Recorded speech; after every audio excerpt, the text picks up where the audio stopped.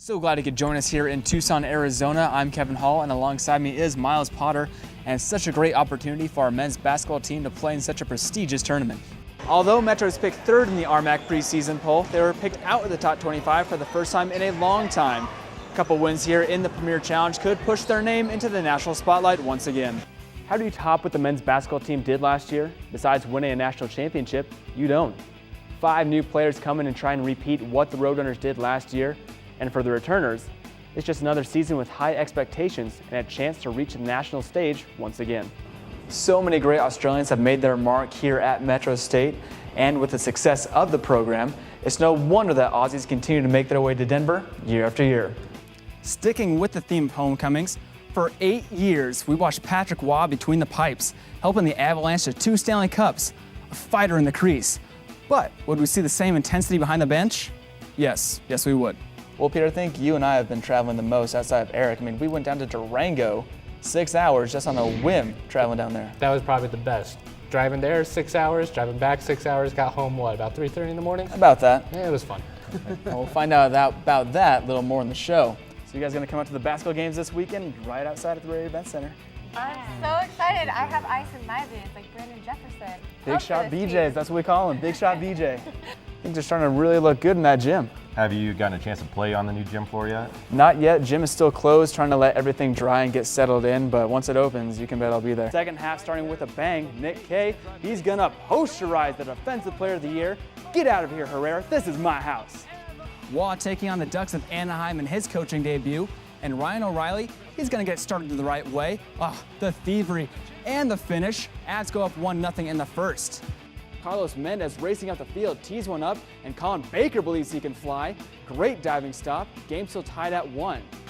It's 26-14 Colts when Andrew Luck, he scampers 10 yards around the defenders into the end zone. And they distance themselves even further from the Broncos. Still scoreless. That is until Naomi Polanco cleans up the trash in front of the net, and that's goal number 1 for her this season. Next inning, Daryl Baca broke that. Goodbye, baseball. Baca crushes it for the 2-run lead. Metro State is going to Atlanta. The Roadrunners knock off the #1 ranked West Liberty Hilltoppers. The giant has fallen. While the team would end up losing in that national championship game by 1 point, the 2012-2013 season was one that won't soon be forgotten. Nor should it. When you come up a little bit short in a game of that magnitude, it'll always kind of stay with you. You know, it's an individual thing, though. You deal with it individually. One of those individuals is senior guard Brandon Jefferson. The hero of so many big games last year was recently named the RMAC's Preseason Player of the Year. I was excited. I mean, it's 4 years of hard work that I put in here at Metro State. I know what I need to do. I mean, I got great teammates and great coaching staff that's going to put me in the right position to succeed, so no pressure. When you get that kind of notoriety, there's a different kind of pressure that comes. I don't want him to put pressure on himself. I have to live up to that, billing that they tabbed him at. He just has to be a great leader for our team and just start it there, and everything will take care of itself. With Jefferson being the one returning senior, it will be up to the other returners in Mitch McCarron and Nick Kay to help guide the 5 new players, 3 of which are fellow Aussies. They're looking good. They've come in, they've done a lot of work over the summer and during this preseason, so they're looking good and they should be a good part of our system this year. Not only are the men picked first in the conference and the region, they were also voted #1 in the nation. Not bad for national runners-up. That ranking's not going to win games. If anything, it makes the games a little bit tougher, because people want to make a mark when you have a tradition that we've built here. There's no pressure added to us. I mean, we expect to be #1 this year, so we're just going to come hard, work hard every day in practice. 1 point was the difference between losing and winning the national championship last year. And with all the hard work and practice, the team hopes to be on the other side of that 1-point game. Kevin Hall, Met Report Sports.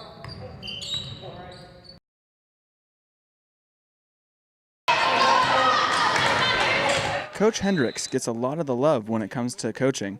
She's the one that gets the wins, takes the blame for losses, and gets all the media attention. What people don't know is that she doesn't do it alone. I think they're 2 extremely fine people, both strong character people, and they've done a lot to enhance the quality of the athletes' experience here, my experience, and our program as a whole.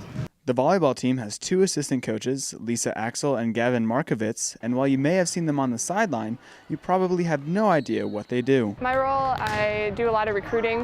On the court, I work a lot with blocking, the outside hitters, and things like that. So I also oversee part of our academic program and things like that. My role tends to be a little bit more of the relationship coach, so I'm the ones that the players talks to more and relates to more. On the court, I do a little bit more of middle blocking training, so I work with Julie and Shane and Kaylee and Audrey and Dalia, our middles, and do a lot of their training specifically. I also work with the setters, making sure that they're kind of doing things the way we want to do things. The assistant coaches work closer with the players, but it might be the players who appreciate them the most. Team wouldn't really be a team without them because that's all I'm used to. They've been here for my full 4 years, so we wouldn't be complete without both of them.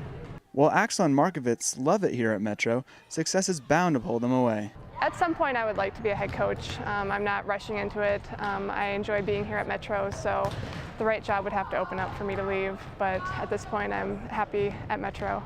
I think for me, after 6-7 seasons, it's probably time to look at other options, either being a head coach or maybe going Division I assistant coach, just seeing what other options are out there. I think they're both going to eventually be head coaches, and they'll have the opportunity to be the figurehead.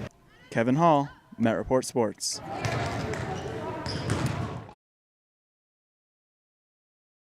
This one, nice feed to Nick Kay, slams it home.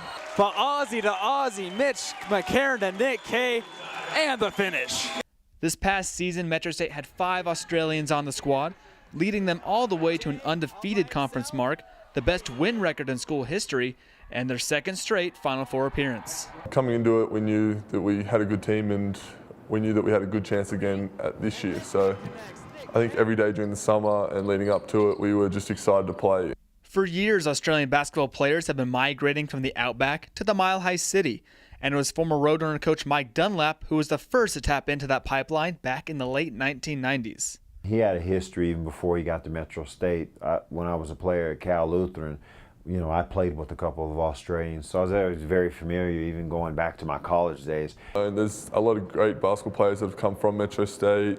Coach Dunlap was obviously a big part of that. Success came quickly with the arrival of the Australians, players like Lee Barlow and Michael Alcock helping Metro State to their first national championship, paving the way for future Aussies. Luke Kendall had a huge influence on my decision to come to Metro because I played for the same club team as him. I knew Mark Worthington. I've known him from the past, but just everyone else, such as Luke Kendall and all that. That first wave of Australians was just the beginning of something special, as names like Worthington, Kendall, and Wagstaff emerged to continue the proud tradition of Metro State basketball. As long as we have an opportunity to go get a good player over there, we're going to go get a good player over there.